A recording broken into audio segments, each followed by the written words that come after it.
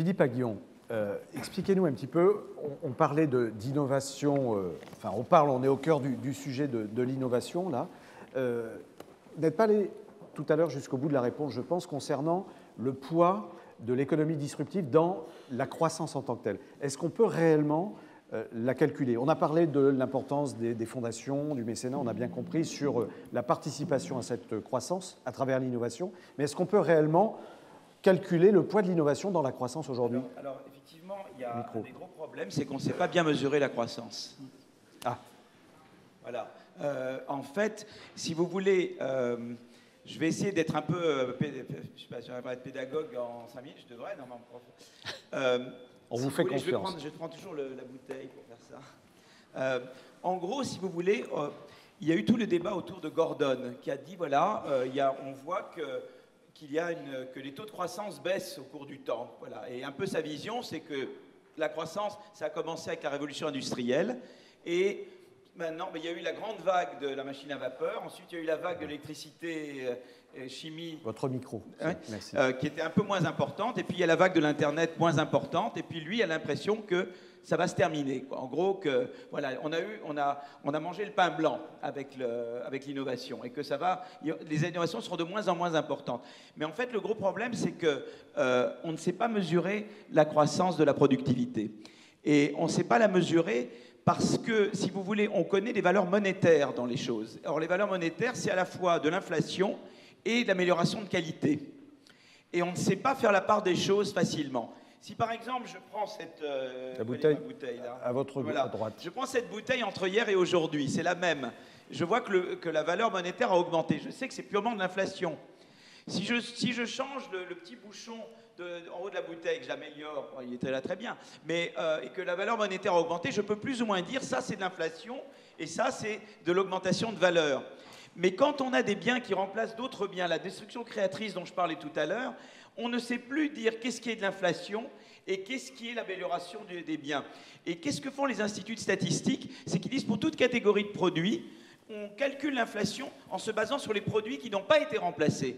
Mais du coup, on surestime l'inflation et on sous-estime la croissance de la productivité. Donc en fait, on ne sait pas mesurer. Si vous voulez, le problème, c'est que surtout dans les secteurs où il y a beaucoup de destruction créatrice, eh bien, on sous-estime la croissance de la productivité parce qu'on ne sait pas mesurer la contribution de l'innovation à la croissance. Mais voilà. Philippe Aghion, à l'heure où l'ubérisation est dans tous les secteurs, ça veut dire que la croissance économique dont on parle aujourd'hui, que ce soit aux États-Unis ou peut-être en Europe, elle est sous-évaluée finalement. Par exemple, en France, elle est plus du double de ce qu'on dit. C'est-à-dire, on aurait aujourd'hui combien de croissance en France? La croissance de la productivité, elle est mesurée à 0,4, je crois, elle est à 0,9, un truc comme ça, la croissance de la productivité, puis il y a tout le reste. Mais ça, on en est sûr. Elle est au moins 0,5 points au-dessus de ce qu'on dit. Et aux États-Unis, c'est pareil, à peu près 0,5, 0,6 points.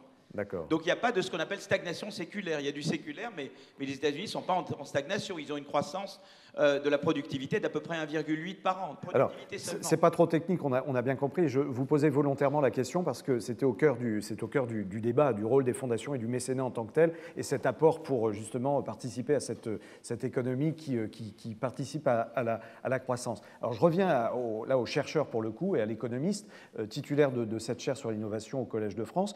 Quand vous avez un chef d'entreprise en face de vous, est-ce que vous lui dites j'ai besoin d'un peu d'argent, est-ce qu'on peut s'arranger? Écoutez, bon, j'essaie. D'abord, oui. Alors, c'est vrai que j'ai créé un laboratoire. Je suis cash, sans mauvais jeu de mots. J'ai créé un laboratoire. Je vais être très très direct. J'ai créé un laboratoire sur l'innovation au Collège de France, et c'est vrai que alors il y a des fonds publics aussi. Il y a eu Paris Sciences et Lettres, l'IDEX de Paris Sciences et Lettres m'a beaucoup aidé. J'ai des soutiens de la Banque de France. Je ne vais pas faire de mystère de mes soutiens. J'ai d'autres soutiens également. On a d'autres programmes puisqu'on a tout le côté recherche. Et vous savez, j'ai tout le côté. Vous avez fait venir des jeunes. On a tout un côté campus de l'innovation puisque ce qu'on fait, c'est qu'on va dans des lycées de zones défavorisées surtout, et on fait venir des lycéens de zones défavorisées au collège. Et également, j'ai tout un programme pour changer l'enseignement de l'économie en France. Vous savez, il est absolument désastreux dans le secondaire. Donc j'essaie de changer l'enseignement de l'économie dans le secondaire. Donc on a une série de programmes, évidemment. C'est la Fondation Aghion. L'argent est le nerf de la guerre. C'est-à-dire, si je n'ai pas les fonds, par exemple, si je n'avais pas eu un soutien de la Banque de France cette année, mon centre s'arrêtait. Je stoppais. Donc je ne pouvais plus rien faire. Donc j'ai besoin. Et si vous faites l'ANR, par exemple l'ANR, l'Agence nationale pour la recherche, ils vous disent ah oui, mais ça doit être sur tel et tel thème. Je ne sais pas qui a décidé des thèmes de l'ANR. Voilà. 2, vous devez faire ça avec un tel, un tel, un tel. Et puis peut-être ça ne nous plaira pas. Vous voyez ce que je veux dire? Et donc vous passez du temps indéfini dans des choses et vous ne savez pas du tout parce que vous serez peut-être jugé sur la couleur de vos yeux. Vous n'avez aucune idée de sur quoi vous serez jugé. Bon. Donc c'est très très incertain d'avoir du financement. L'ANR, comme vous le savez, est sous-financé. C'est quoi? C'est 800 millions de budget. L'équivalent en allemand, c'est 2 milliards. Donc il faut revoir tout le système. Hein, il faut revoir le système. Le système de recherche fondamentale en France est totalement déficient. Et les fondations et le mécénat ont leur place prépondérante dans cette évolution. Fondamentale. Voilà, le mécénat. Et ce qu'il disait tout à l'heure, c'est l'exploration requiert le mécénat. Merci infiniment. Merci Philippe Aghion.